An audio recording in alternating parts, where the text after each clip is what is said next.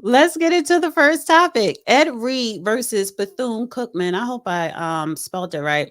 So let me just do a little bit of backtrack of how this whole thing came about. And I do have some clips that I do want to share.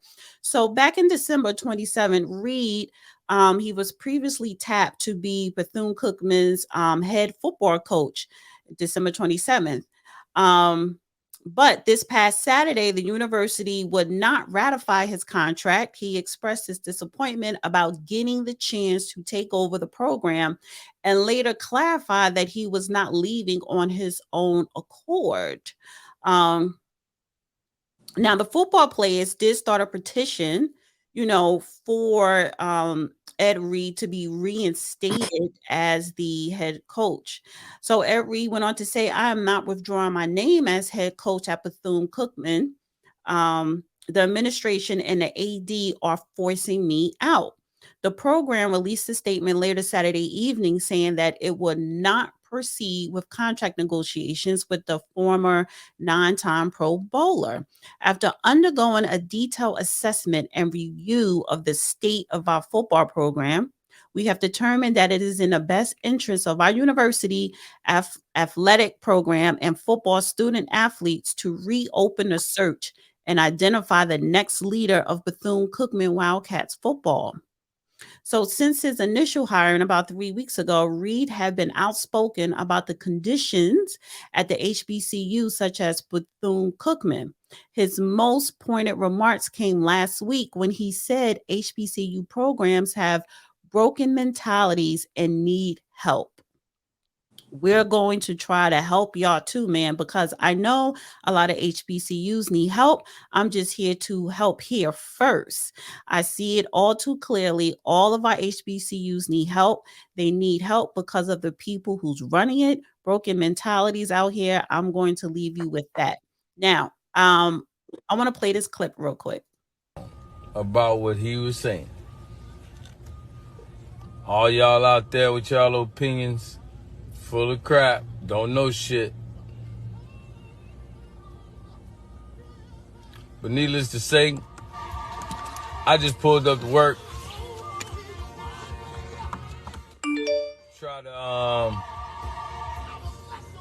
We're gonna try to help y'all too, man, because I know a lot of HBCs need help. I'm just here to help here first. I see it all too clearly. All our HBCs need help. HBCUs need help. And they need help because of the people who's running it. It's broken mentalities out here. I'm gonna leave y'all with that, man. I gotta get in the office.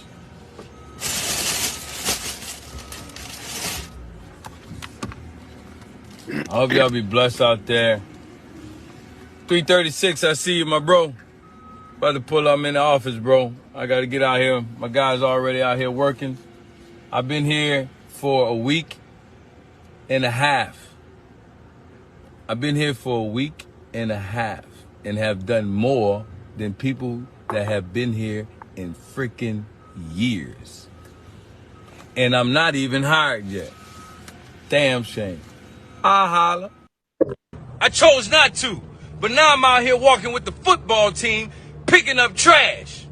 But I'm mutting us. Man, get out of here, man. I should leave. I'm not even under contract doing this. I'm mutting us? Man, get out of here, man. They mutt me. These motherfuckers ain't even clean my goddamn office when I got here. I'm mutting y'all? Get your ass, man. Come on, man. Come on, man. All this shit here was trash in front of me. Who you think got this shit cleared out? That building right there got trash in it. It's fucking trash. What are you talking about? Need no goddamn donors to come out and help out, cause people just want money. That's why I don't fuck with social network. Fuck out of here, man. He was on a lot of cursing. So, the president, but then when that hit social media, just this past Monday, students started protesting. They did a walkout. They were protesting because of the conditions at Bethune Cookman. That where he is, by the way? Where is he? Bethune is a college or university? I'm talking about. I know Bethune-Cookman. I'm saying the gentleman that was speaking. Where That's is? where he was at. Oh, okay. Yeah. So he was hired to be the football head coach. And I guess before the contract was finalized, he went on social media talking about the conditions of the school. So And he's supporting the one that they are terminating. who's supporting? The students? The gentleman right there. No, the gentleman that we just saw was the head coach of Bethune-Cookman. Okay. Bethune. All right. Well, let me say this.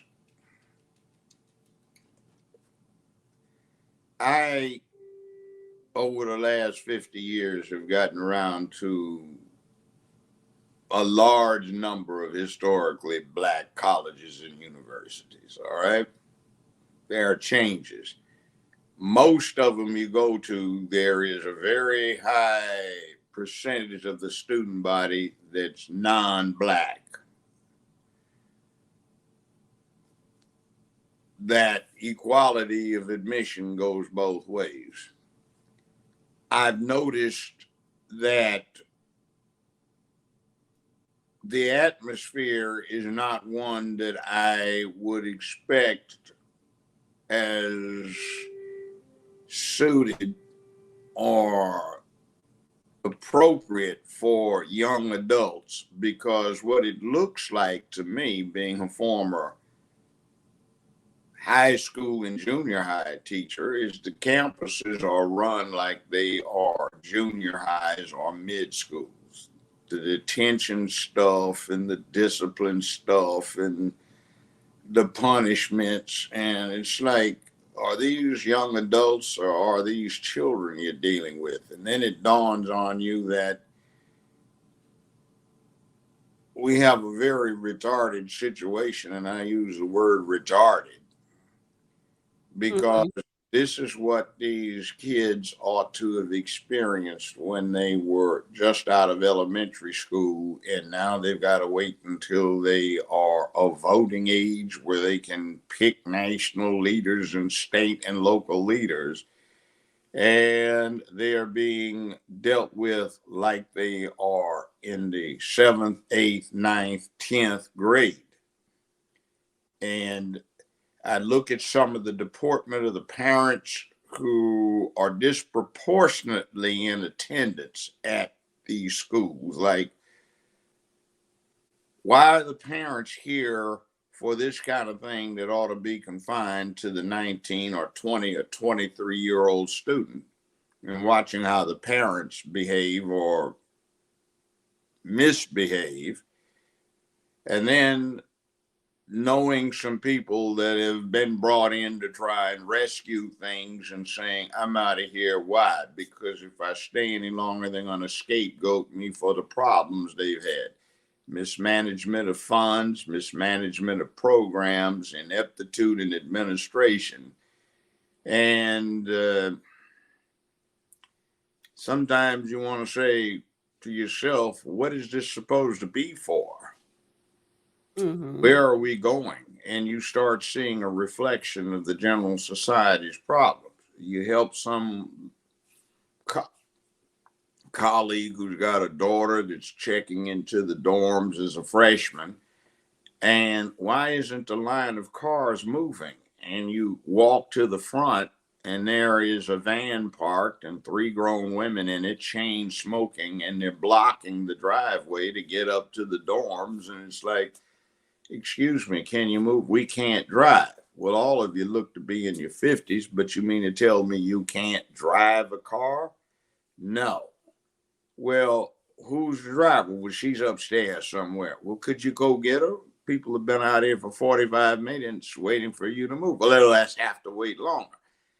And you see that kind of attitude. Wow. Or you walk across a campus to go visit a dean, and there are 2 parents having a fist fight, 2 women out in front of the student union. What? You seen this? Yes. What in the world's going on?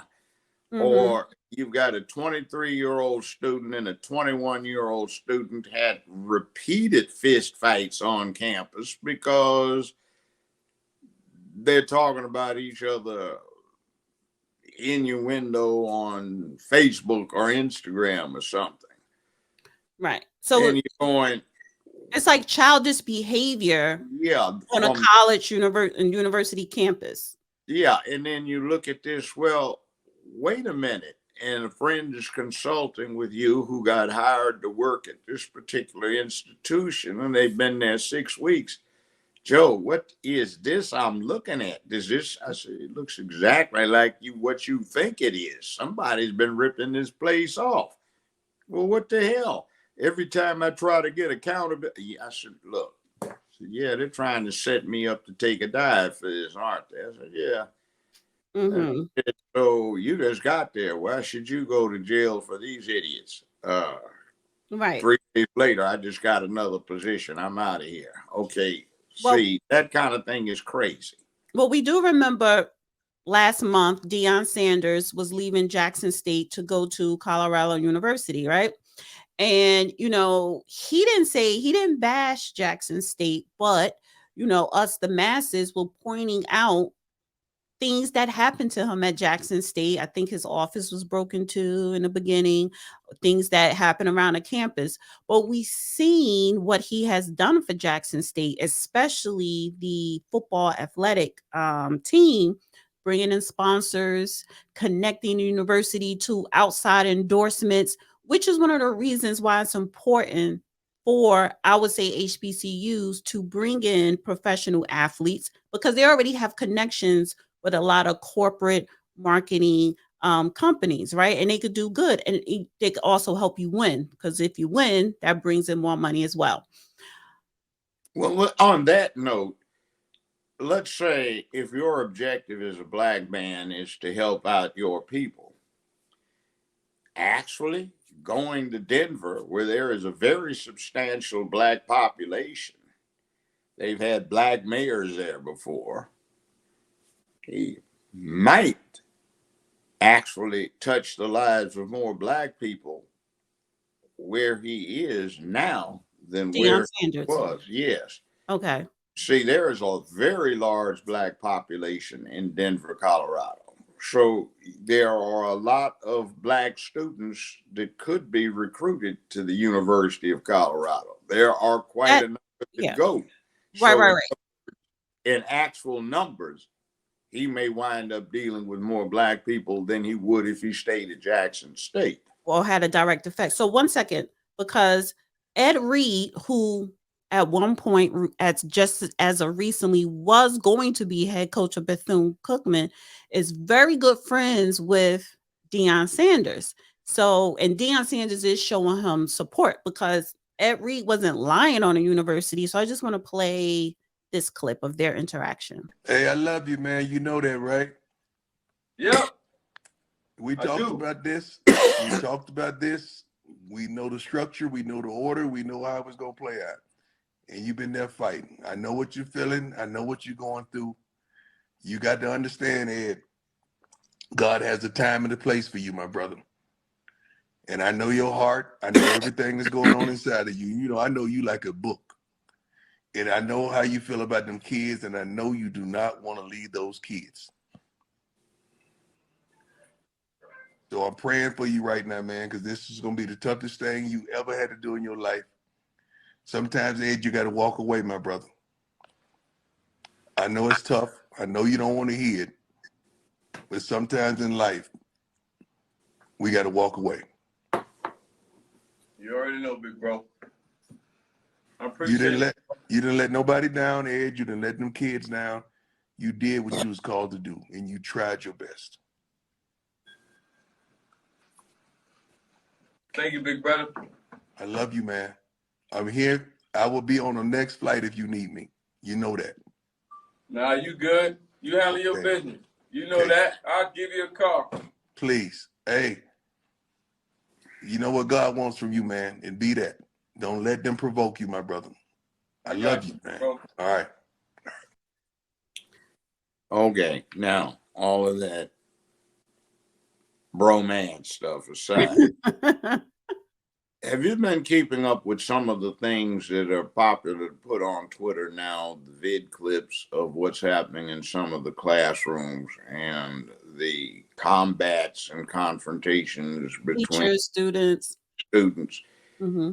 See, that kind of thing is also going on in HBCUs as well. Now, I grew up in South Central LA. They didn't even call it that then. I went to John Muir Junior High School, briefly to Manual, and then to Dorsey High. And I never, ever, not one single time in my experience as a student, observed any students do what I have been seeing some of now. Mm-hmm. I was a substitute teacher in the LA school systems, junior high and high school, and helped put myself through law school doing that. And I was a playground director, and that included being at Trinity Avenue Elementary School, which was probably as rough as any in the LA school system. I told you about Tookie Williams and Barry White being our students. Mm-hmm. I never saw what I'm seeing now. Never. Either a student or teach. Never saw it. But it's coming out now, and that's just inappropriate because these boys have never been exposed to real men. Don't judge them, Joe Brown.